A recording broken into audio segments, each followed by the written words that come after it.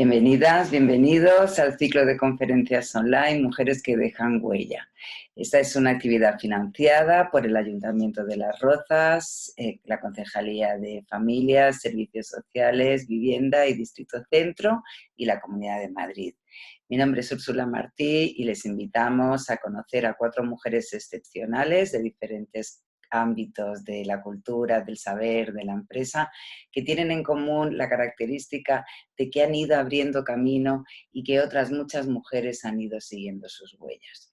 Hemos elegido a 4. La primera es Ada Byron Lovelace, pionera de la programación. La segunda, Madame C.J. Walker, la primera gran empresaria. Le va a seguir Isadora Duncan, esta mujer que revolucionó la historia de la danza contemporánea, y finalizaremos con Peggy Guggenheim, que fue la persona que realmente abrió un camino nuevo dentro del coleccionismo de arte contemporáneo. Muchas gracias por acompañarnos. Comenzamos con Ada Byron Lovelace. Nos tenemos que situar en pleno siglo XIX y nos tenemos que situar en la última generación de científicas domésticas. Me explico. Mujeres que no han dado o que no pudieron dar en su momento el paso definitivo a la ciencia profesional. Hoy hablaremos de Ada Byron, de su mentora Mary Wollstonecraft, y cuando hablamos de ciencia profesional tenemos que hablar como la primera mujer que se pudo desarrollar profesionalmente como científica, que fue la celebérrima María Sklodowska, Madame Curie.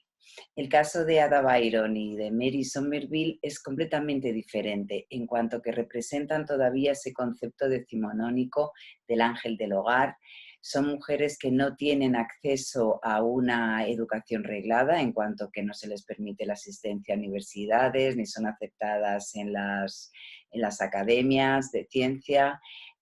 Al mismo tiempo tienen que soportar una tradición que las aleja del estudio de las ciencias y que les aleja también del concepto de genialidad creativa, hasta este momento reservado solamente en el mundo científico para los hombres.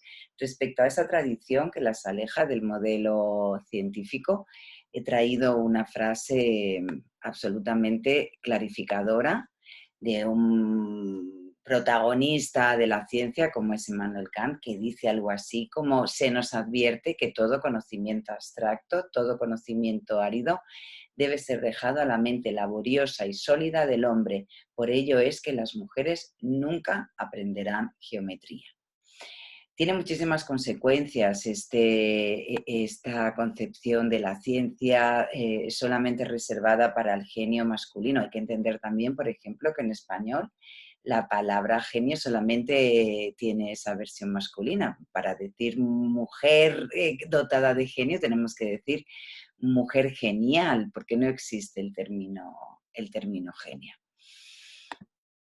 Respecto a la figura de Ada Lovelace, tenemos que remontarnos a su nacimiento. Ella es hija de 2 figuras importantes de su época, Ana Isabella Milbanquí, Annabella Milbanquí, y el célebre poeta romántico Lord Byron. Un matrimonio breve y escandaloso. Annabella fue una mujer interesada por la ciencia, fue una mujer que tuvo la suerte de poder recibir enseñanzas de un académico de Cambridge, William Friend, al que luego va a acudir también su hija Ada, y también era una mujer a la que le gustaba participar en los actos de la sociedad de la época. Por ejemplo, ella estuvo presente en la Convención Antiesclavista de 1840, que fue un hito para la historia de las mujeres, porque fueron invitadas un grupo de relevantes abolicionistas, de mujeres abolicionistas americanas. Ellas llegan a Londres pensando que van a tomar la palabra, que van a participar en esta convención activamente, y cuando llegan ven que están relegadas a simples oyentes. Esto tiene una consecuencia importante, que es que cuando regresan a Estados Unidos se deja o no se focaliza solamente en la lucha abolicionista y comienza ya la lucha sufragista. Aquí estaba Anabela. Respecto a su relación con Lord Byron, ya señalábamos ese sentido escandaloso para la época, porque Anabela da por bueno el rumor de que George Gordon Byron ha tenido una hija con su hermanastra, con lo cual Ada tendría una hermana prima. Esto pues llevó a Anabela a la separación, llevó a Anabela al divorcio en un momento en el que la patria potestad recaía por defecto en el padre.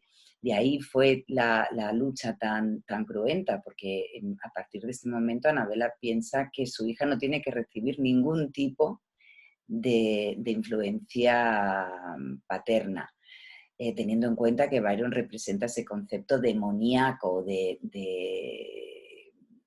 lo romántico, ¿no? La verdad es que fue un hombre que vivió absolutamente en el límite de las convenciones y sobrepasándolas en muchas las convenciones de su época. Lo que no logró nunca Anabela, por mucho que se lo propuso, fue romper esa relación entre Ada y su padre, a pesar de que él abandona Gran Bretaña, huyendo de las deudas, huyendo del escándalo, que muere 8 años después, a los 36 años, la misma edad a la que va a fallecer Ada.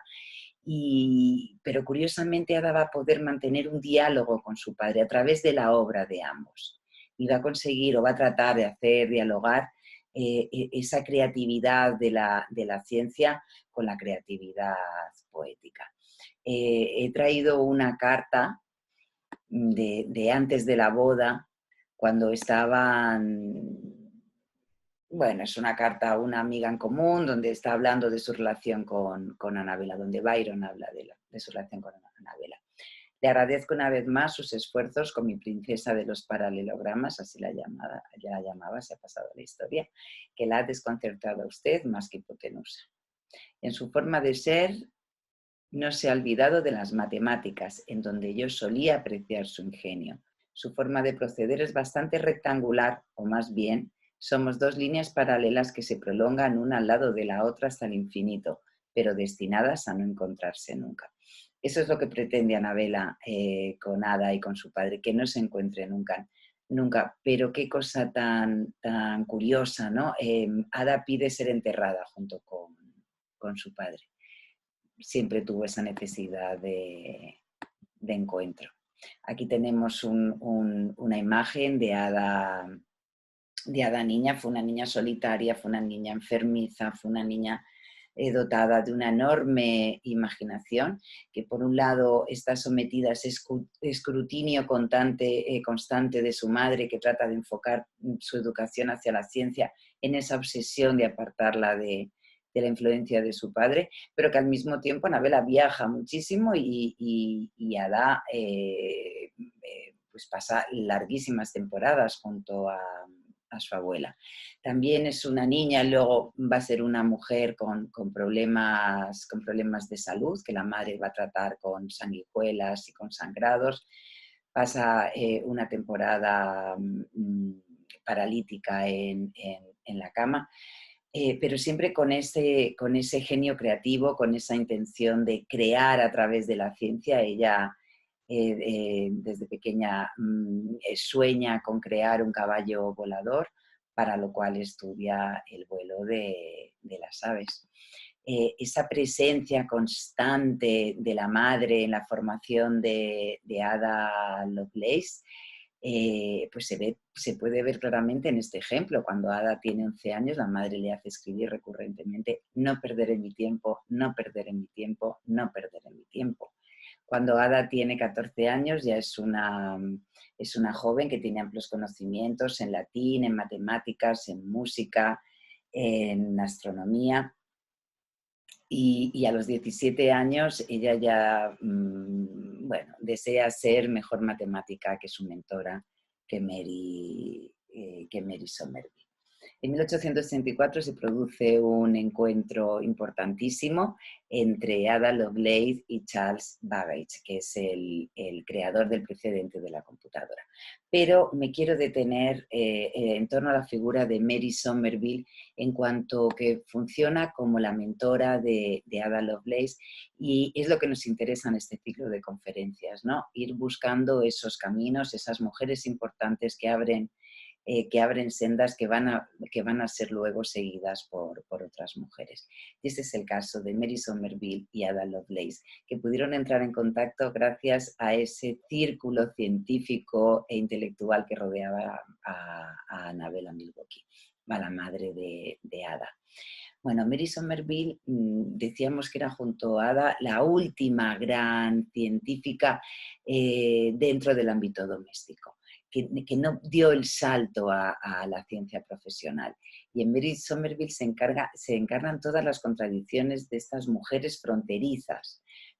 Por un lado es una mujer dotada de un genio absoluto, y por otro lado recibió una mínima educación formal. Estuvo un tiempo en un internado donde realmente lo que hicieron fue encorsetarla, porque importaba más la educación de las mujeres, que permanecieran rectas, encorsetadas y tiesas, mucho más que educarlas en el estudio de las ciencias, de la literatura o en el arte, o etcétera, etcétera. Realmente estaban relegadas de ese tipo de estudios. Al mismo tiempo hay una idea que está presente, que es que la ciencia o el estudio de las ciencias afecta a la salud física y mental de las mujeres. Esta es una idea arraigada y que va a hacer muchísimo daño y que va a crear cierto autocomplejo en las propias científicas.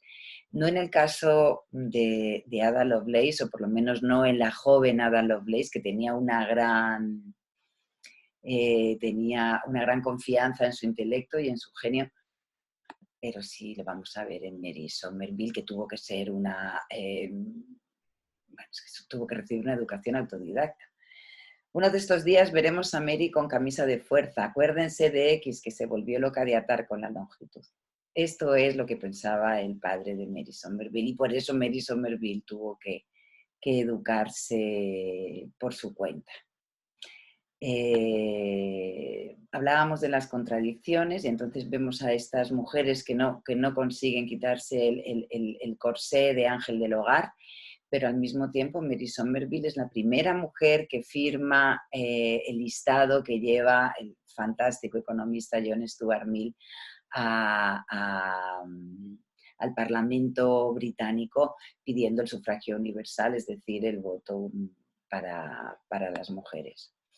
Mary tuvo muy mala suerte con su primer marido, que era un hombre que estaba absolutamente de acuerdo con las teorías del padre de Mary, que consideraba que en general las mujeres no tenían talento creativo y que la suya tampoco. Fijaos, hablaba del autocomplejo, ¿no? Lo que dice una mente tan sobresaliente como la de Mary Wollstonecraft.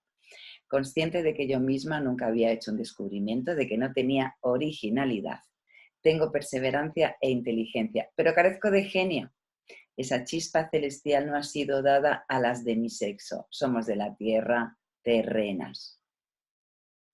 ¿Qué habrá pensado María Sklodowska, ¿no?, cuando leyó las memorias de Mary Somerville? Afortunadamente, Mary contrae un segundo matrimonio con un primo suyo, William Somerville, que al contrario de su primer marido va a tratar de ayudarla absolutamente en el desarrollo de su carrera científica. Mary fue realmente la científica más reconocida de su época, y es importantísima esa labor como mentora de Ada Lovelace. Todo el tiempo que estuvimos en Chelsea estuvimos en contacto constante con Lady Noel Byron y Ada, que vivían en Isère, y cuando me marché al extranjero mantuve correspondencia con las dos mientras vivieron. Ada me tenía mucho cariño y a menudo se quedaba en mi casa. Estudió matemáticas por consejo mío. Siempre me escribía pidiéndome explicaciones cuando se topaba con alguna dificultad. Entre mis papeles encontré hace poco muchas de sus cartas, en las que hacía preguntas sobre matemáticas. Esto nos interesa sobremanera. Esta tradición, estos caminos que pueden ser que donde primero va una mujer, lo tienen un poquito más fácil las mujeres que siguen detrás. Hablábamos de Charles Babbage, de la importancia que tuvo ese encuentro en 1834 entre Ada y este personaje fundamental de la ciencia, inventor del antecedente de la computadora, que ha creado una máquina diferencial, lo cual fascina absolutamente a Ada y le despierta un interés enorme. Al mismo tiempo, desgraciadamente, ella entra en contacto con las carreras de caballos, lo cual fue un auténtico drama en la vida de Ada Byron. También va a contraer matrimonio, llevándole la contraria a Mary Somerville, que le aconsejaba que no se casara. Ella se casa, y muy bien casada, con William King, un hombre que también fue importante en el desarrollo de su carrera científica, porque realmente le apoyó. Él tenía también estudios científicos y llegó bueno, se hizo elegir miembro de la Royal Society para que de esa manera Ada tuviera acceso a la biblioteca. Ada en estos momentos, bueno, aquí tenemos una imagen de la Royal Society de Londres, donde no se les dejaba asistir a las mujeres. Y aquí tenemos a Ada tocando un instrumento musical, porque es que, bueno, ella, como consecuencia también de esos problemas que tuvo, que tuvo físicos, estuvo a punto de renunciar a su vocación científica por la música, por la ausencia de maestro o de maestra. Realmente no llegó nunca, a pesar de la relación que tuvo con Mary Somerville o con Babbage, pero ellos estaban pendientes de su propia creación. No encontró a ese maestro o a esa maestra que le pudiera guiar, y eso le produjo siempre una enorme desazón. Hay una fecha también importante, que es 1842, que es cuando el ingeniero italiano Luigi Federico Menabrea hace una descripción de la máquina analítica de Charles Babbage. Y entonces una revista científica le pide a Ada que haga la traducción del italiano, cosa que hace Ada. Y fijaos lo que dice el propio Babbage. Le pregunté por qué no había escrito un trabajo original sobre un tema que conocía tan profundamente. A esto Lady Lovelace contestó que no se le había ocurrido la idea. Sugerí entonces que añadiera algunas notas a la memoria de Menabrea, idea que fue adoptada de inmediato. Me los volví a enviar para su corrección, pues había detectado un problema grave que yo había cometido en el proceso. A ver, vamos a centrarnos, porque esta es la gran aportación al mundo de la ciencia y al mundo de la computación de Ada Lovelace. A día de hoy hay un programa que recibe el nombre, un programa de computación que recibe el nombre de Ada. Hay también un día de la ciencia dedicada a Lovelace. Es una persona reconocida básicamente por este trabajo, ya que ella fallece tan joven. Estas notas que ella escribe a la traducción de Menabrea son 3 veces más largas que la memoria original. Y es curiosísimo, porque ella, bueno, curioso, y es algo producto de la época, ella no firma con su nombre. Firma con las iniciales AAL, porque estaba muy mal visto que una señora de la alta sociedad firmara con su nombre un trabajo científico. Y ahora cito a Virginia Woolf, a Una habitación propia, donde nos lleva a esa reflexión, donde nos dice que qué se esconde detrás de la anonimia, qué se esconde detrás de ese autor anónimo, cuánta creación femenina que ha sido no firmada o ha sido atribuida falsamente a maridos o a padres o a compañeros de profesión. También me interesa mucho la idea de Remedios Zafra, que habla de la metáfora de lo periférico, ¿no?, de la creación científica de las mujeres. Son notas al margen, ¿no? Es como hacer un comentario. No se atrevió realmente a Ada Lovelace a hacer un trabajo original, cuando es evidente que estaba perfectamente preparada. El problema viene porque el diseño de la máquina analítica es demasiado avanzado para la ingeniería de la época. Se necesita una enorme inversión económica. Fijaos, la máquina analítica no tiene ninguna pretensión de originar nada, puede hacer cualquier cosa que sepamos ordenarle a hacer, es decir, que sepamos programarle. Espero que con otro año más me convierta realmente en analista. Cuanto más estudio, más irresistible creo que es mi genio para ello. No creo que mi padre pueda haber sido jamás tan buen poeta como yo sería analista en metafísica, pues en mí los dos están unidos en forma indisoluble. Esta cita me encanta, en primer lugar porque vemos esta hada que cree en sí misma, que sí que cree que está dotada de ese genio, y luego vemos ese diálogo, ¿no?, entre la ciencia y la poesía de su padre, ese diálogo a través de la creatividad. Es como si todo ese esfuerzo de Anabela, de la madre de Ada, por encaminar la formación de su hija a la ciencia para apartarla de su padre, para apartarla de la poesía, al final no haya sido posible. Ada fue una mujer cuyo talento fue reconocido por el círculo en el que se movía. El gran Augustus de Morgan dice de ella una investigadora matemática, quizás una eminencia de primer nivel.